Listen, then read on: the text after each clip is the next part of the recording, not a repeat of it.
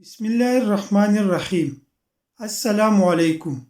Video کو آخر تک ضرور دیکھیے، شکریہ۔ روزے کے بارے میں لوگوں میں پائی جانے والی غلط باتیں جن کی کوئی حقیقت نہیں۔ کیا الٹی آنے سے روزہ ٹوٹ جاتا ہے؟ از خود کتنی ہی الٹی آنکھیں آئے روزہ نہیں ٹوٹتا، البتہ خود قصداً یعنی جان بوجھ کر مثلاً انگلی وغیرہ منہ میں ڈال کر قے اور منہ بر ہو تو پھر روزہ ٹوٹ جاتا ہے۔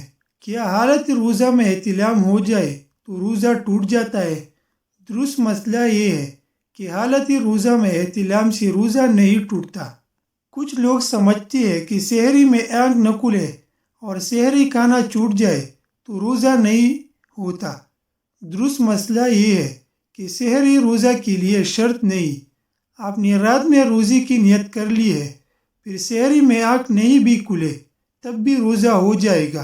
روزے کی حالت میں ناک میں پانی سانس کے ذریعے اوپر کھینچنے کی اجازت نہیں۔ انجیکشن لگانے سے روزہ نہیں ٹوٹتا۔ ضرورت ہو تو ڈرپ بھی لگائی جا سکتی ہے۔ افطار میں ایک ساتھ 4 سے 5 گلاس پانی پینے کا کوئی فائدہ نہیں، بلکہ یہ صحت کے لیے انتہائی نقصان دہ ہے۔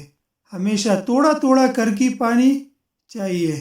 رول سموسے کو خستہ رکھنے کے لیے تلنے کے بعد اس پر تھوڑا سا بیسن چھڑک دے۔ افطار میں پانی سے بنا شربت، دہی اور پھلوں کے رس کا استعمال زیادہ کرے، لیکن دودھ سے بنے مشروبات کا استعمال نہ کرے کیونکہ اس کے استعمال سے بدہضمی کا سامنا ہوتا ہے۔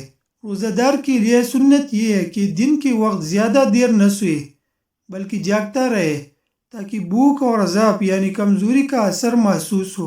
اگرچہ افضل کم سونا ہی ہے، پھر بھی اگر ضروری عبادات کے علاوہ کوئی شخص سویا رہے تو گناہ گار نہ ہوگا۔